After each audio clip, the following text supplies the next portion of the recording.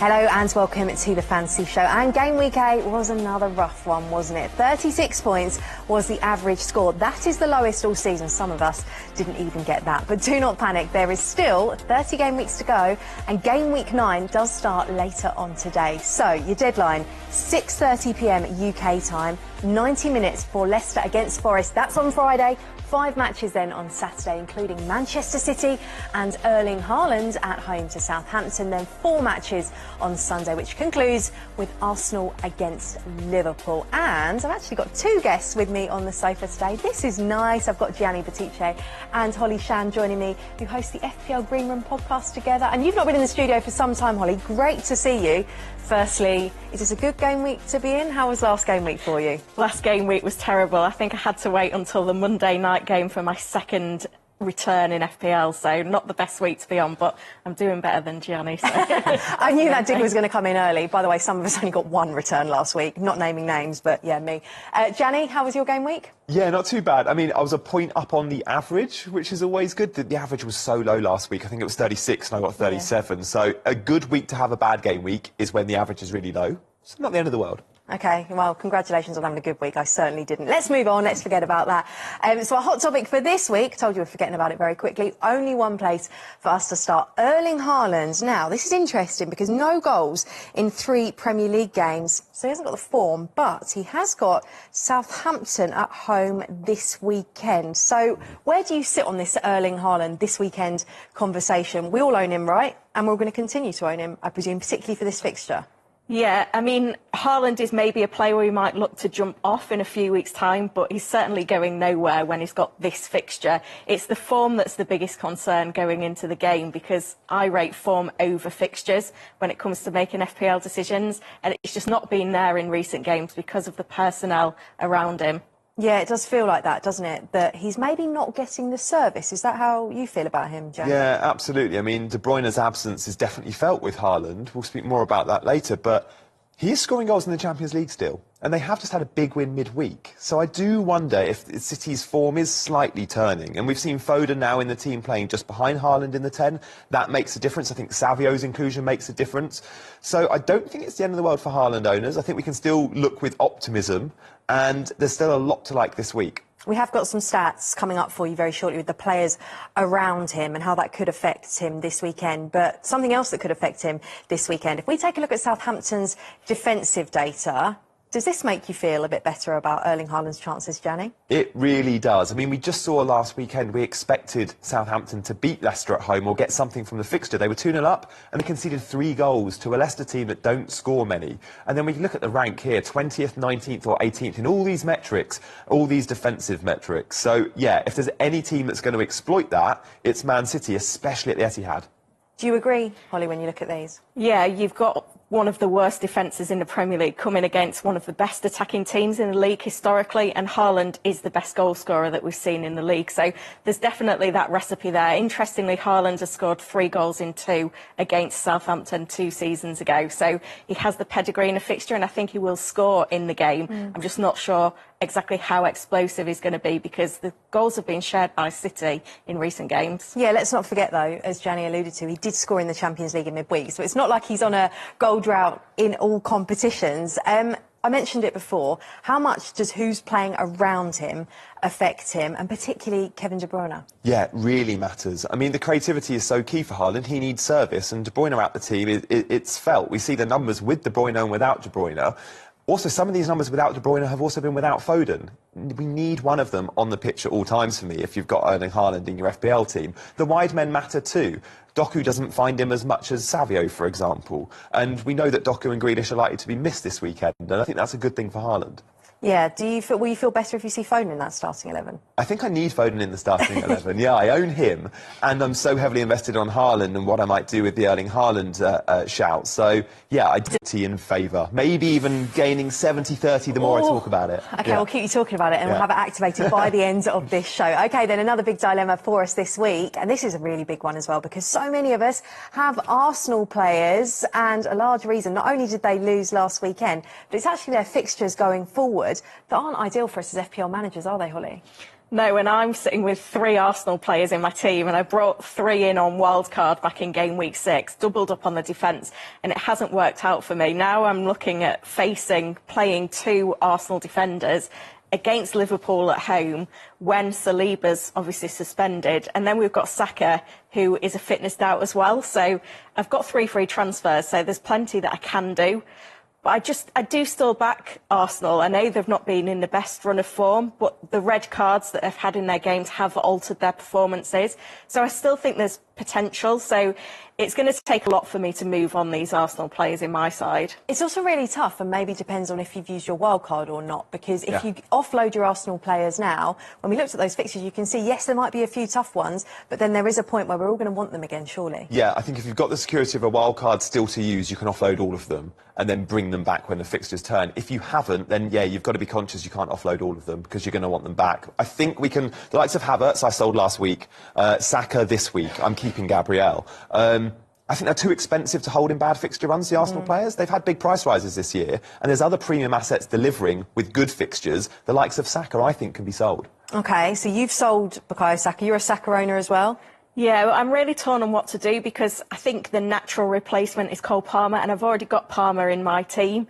And I do feel like Saka is a great long-term hold. Like, it was only 2 weeks ago where he got that 16-point haul, and he's just so central to everything that Arsenal do.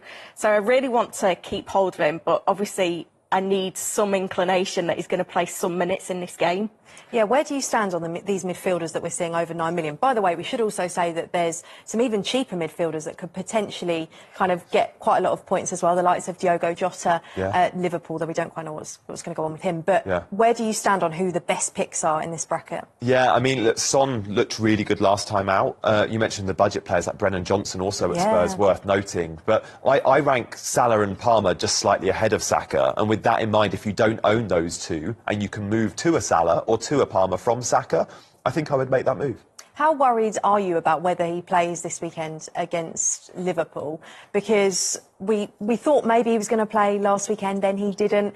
And we'll have to keep an eye on what Mikel Arteta says in his press conference. But ultimately, as we saw last week, we just aren't going to know. Yeah, pretty concerned that he's not going to feature, and it's one of those where Mikel Arteta doesn't give a lot away in his press conferences, so I don't know whether we'll be any the wiser once we've had that information through. I just feel like he's such a great long-term hold, though, but I can get to a Salah, I can go to a Son, so I have got options, but I just feel like over the next 8 game weeks, Saka just feels like a really nice lock when you open up your team and you set your lineup every week. It's nice to see him in there. Yeah, for me, I think I'm going to play him this week, and then I've got a nice bench option, so maybe that's an option if you can't do that. OK, let's talk about defence then as well, because you've both got defenders, is that right? Yeah, I've got Gabriel. Yeah, and I've got Gabriel and Raya. Yeah, a lot of people did that, particularly when we wildcarded just a few weeks ago. How are you feeling about being doubled up on that Arsenal defence, particularly when you see these stats? Yeah, it doesn't feel great right now, but I still think that Arsenal are one of the best defences, if not the best defence in the Premier League. And over the course of the rest of the season, I do back them to keep the most clean sheets. We've not been getting the consistency from Manchester City either, who you would rank up there as well. Liverpool have been doing well, but they've not really been tested yet. So I think I'm going to persevere with the double Arsenal defence because I'm locked in for the long term now until I play my wild card again later in the season. When you look at those numbers, are you concerned? Because they are down on last season, though they did start the season quite impressive defensively. It's just maybe the last couple of game weeks that have affected things. Yeah, although the underlying numbers with the expected goals conceded, it's all down. And the shots faced is scarily different. It's double, right? They're facing double as many shots, so we're going to see more goals conceded. And I think when we're spending a huge amount of money on the likes of Raya and Saliba and Gabriel, it matters. And for me, the double up just isn't there at the moment, and one is enough. But over the course of the season, long term, I'm sure they'll come good. But we've got Calafiori injured, we've got Saliba suspended, and they face a Mo Salah and Liverpool. I expect them to concede this weekend. You say the double up isn't maybe the way to go, but are you both still happy holding one Arsenal defender? Yeah, I think it's absolutely fine to have one. And yes, the fixtures are tough, but you never know what you're going to get in these sort of games. You could get a 0-0 and they or they're 1-0 and they grind out the results, especially when they're at home. So I think having one is absolutely fine. When you've got two, hopefully you've got a bench option. But it's just really difficult to bench Gabriel because we know about his goal threat. And especially because his goals this season have come against Spurs and Man City in tough away games. Like, you can back him to score in any fixture. He scored against Liverpool last year, I think. Oh, don't yeah, say. he did. And I'm actually benching Gabriel this week. Yeah, I think I've got Mikalenko, who's got arguably the better fixture. So have I, but I'm also going to play. Oh, no. Yeah. I've got one budget forward in my team at the moment, but it's lovely to see this list and have so many options. I'm looking at the fixture swing for Wolves, and it's actually Strand Larsen that's outperforming Kuna so far this season, but both of those look like great picks looking at the run that they've got coming up. I think Kuna will have penalties as well, which will probably help in the long run to justify his price tag over Strand Larsen. Yeah, we like those options. Strand Larsen just 5.5 million, Cunha a million more, but they're up there. Jenny, when you look at this list, where are your eyes drawn? Yeah, there's so many good ones. I mean, we want to play a 3-4-3 because there's so many good forwards. We're not playing a midfield five anymore. So I really like Johan Visser for his return to fitness. He played 30 minutes, I think, last time out. The entry point for him this week would be Ipswich. So I like him.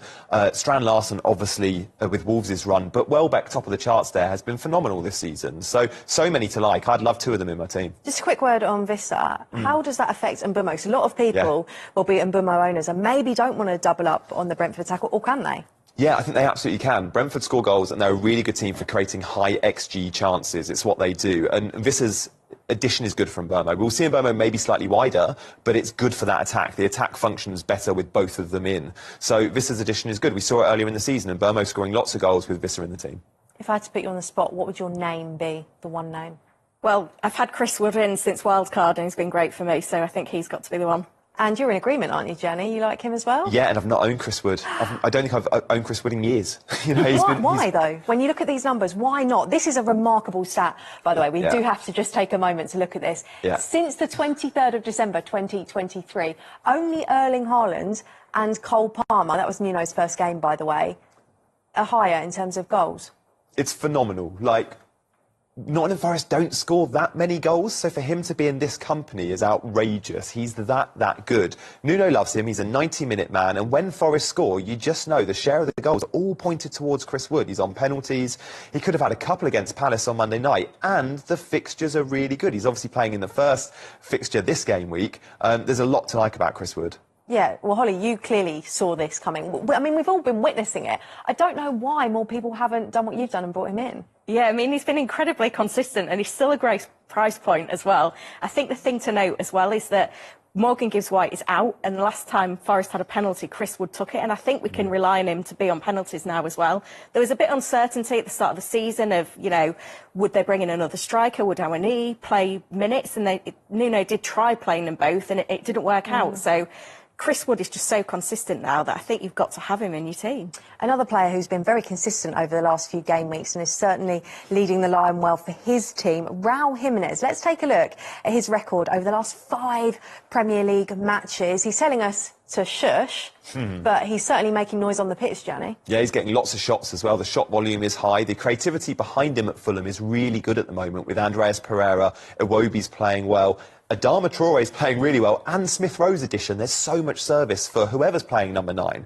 And Raul Jimenez is the better finisher than someone like a Muniz, so he's getting the game time. We saw recently he went away with Mexico in the international break. He scored a free kick from 30 yards. Not something you associate with Raul Jimenez. One-on-one goals like last time out. The fixtures are great, and the price point is so enticing. Does it feel like we're getting back the Raul Jimenez of that awful head injury at Wolves? Yeah, definitely. You look back to those 2 really big seasons he had at Wolves where he got over 20 goal involvements. Like, he's got the pedigree, and it's great just to see him playing well. That's the main thing. But you look at the fixtures, and I think that run could absolutely continue over the next 5-6 game weeks as well, because Fulham have got those couple of tricky fixtures out of the way, and he's just been so consistent. Without that head injury, we could have seen Raul Jimenez getting a really big move to a Man United or similar. He was like flying, it was the peak of his career. And we're seeing now, you know, a few years on, he's still got that quality. We do have to have a quick word on the player who was top of that original list we showed, Danny Welbeck. Now, he is a bit of an injury doubt, which is a real shame for him because he's been absolutely flying, hasn't he, Holly?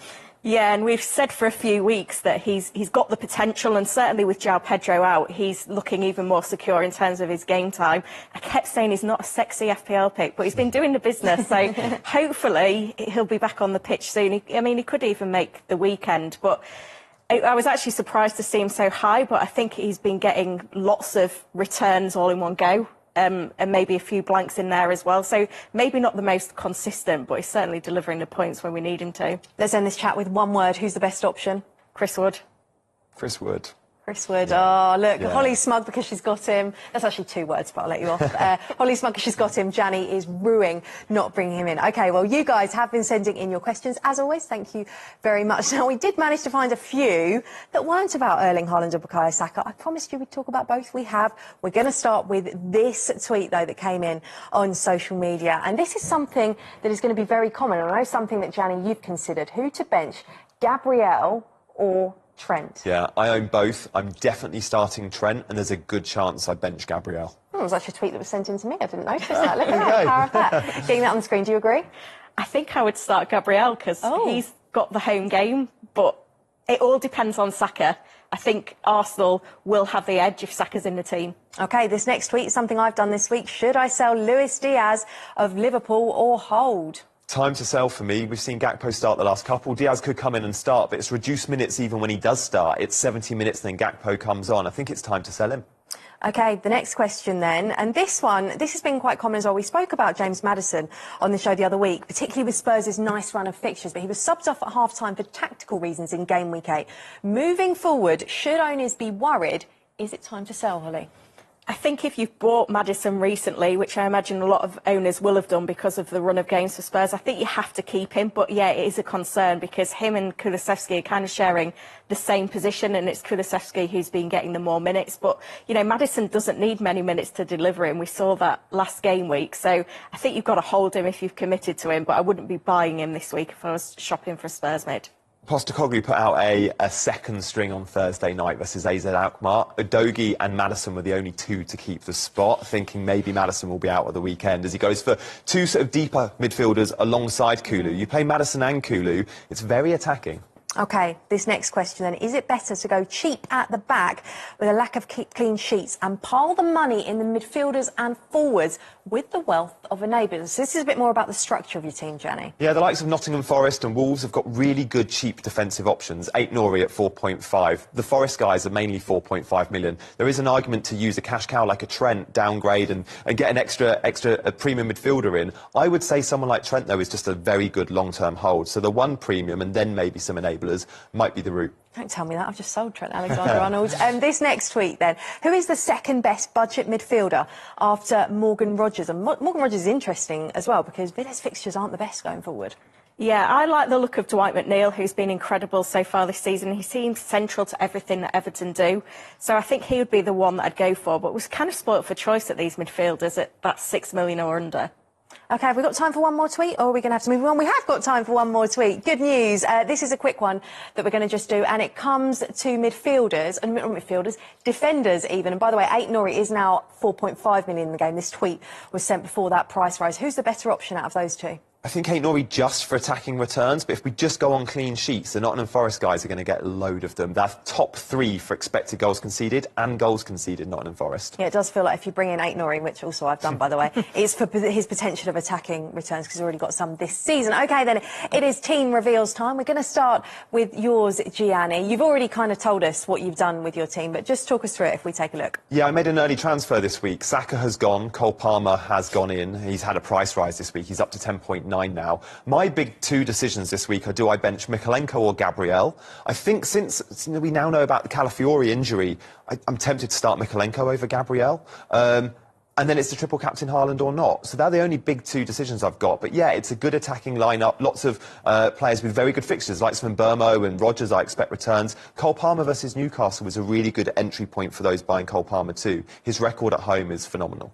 I also noticed that you haven't triple captained Haaland just yet. I haven't hit that button yet. I don't want to hit it and then take it off. So I'll be hitting it one time only, and it'll be there to stay. And I think that probably does happen today. OK, watch this space. Holly, then your team, you've got the luxury of 3 free transfers. Yeah, they're burning a hole in my pocket at the moment. Again, I still need to commit to either keeping Saka or not. I think Saka to Son would be the most likely move. I could also get to Salah if I downgraded Gabriel, so that's an option.